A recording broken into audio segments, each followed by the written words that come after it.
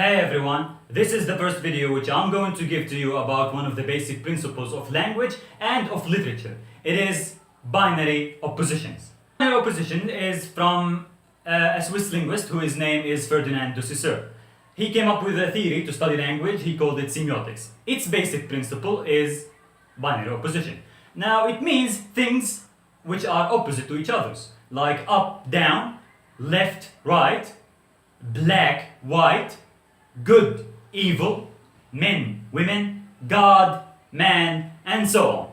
Now you need to know this because in language you can't get meaning out of words unless you compare them to its opposite. Like you can't know the meaning of darkness unless you know the meaning of light.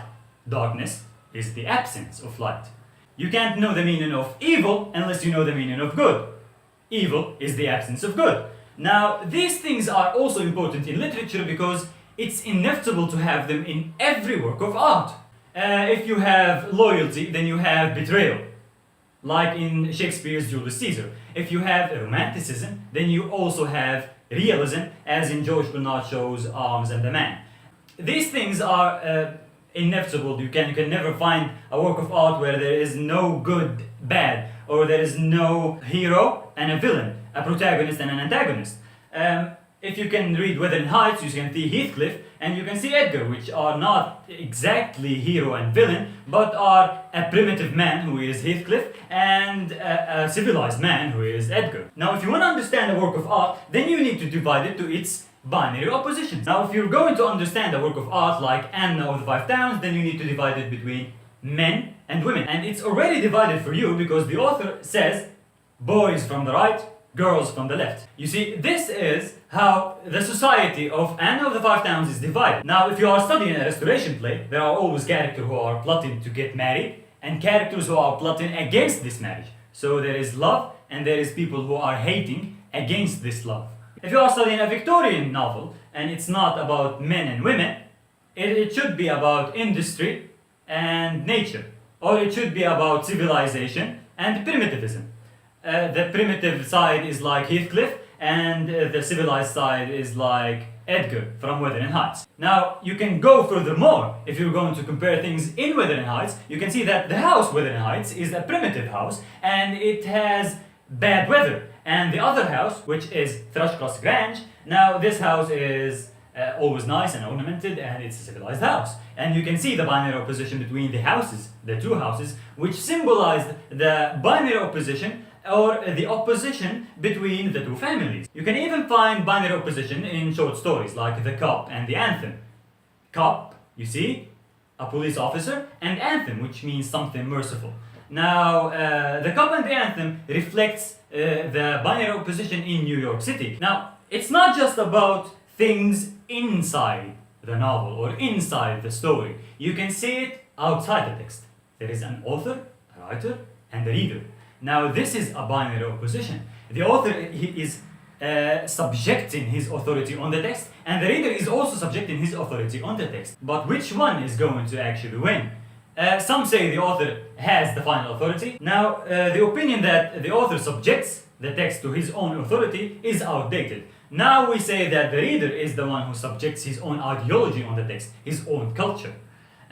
This is very important because if you are going to read, then you are going to put from yourself in the text. But this is not as much important as the binary oppositions in the text. Now you see, it is about the structure of the text. The text or the literary work of art is structured in a way that is two-sided. If you can put the text in these two sides, then it's already analyzed. It's easier to analyze it when you can see binary oppositions. There are many examples for you to find out. You can see if you look for a play like Arms and the Man. It is about a romantic girl and a realistic soldier. Now you see, she is a girl, a woman, and he is a man and a soldier. She is romantic and he is realistic. Now these are opposites. If you put the whole text, the whole play between these two sides, it's already analyzed for you. Anna of the Five Towns is a novel. Now the novel is about industry and naturalism, but we don't actually talk a lot about industry, we talk about men and women. Take the men who are always powerful, who are always in control, and take the women who are less powerful, actually submissive, and have no control even over their own money and fortune. They don't even have control over their languages or their feelings. Now, if you're going to take this into the next level, then you can see that binary opposition is more important than this because it's about the study of feminist theory. Now, the feminist theory studies how power is taken from women and is given to men, and by this we give men power over women. So the binary opposition means man is above women. Now, if you are going to study the colonialist theory, you can see how the West and the North is always civilized, and the South, the Africans, are always primitive. The West has to teach them how to be civilized. And this is the basic principle of colonialism. It's not just a way to understand things, but to control things. So it is not actually a way that we can now understand light and darkness, but to control language, to put it between light and darkness. If there is no white, then there is black, which means that white is something added to the black.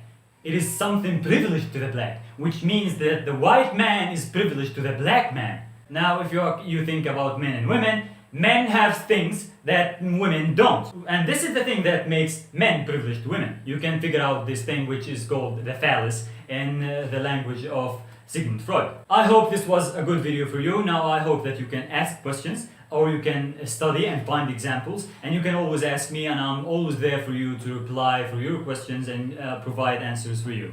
Thank you very much.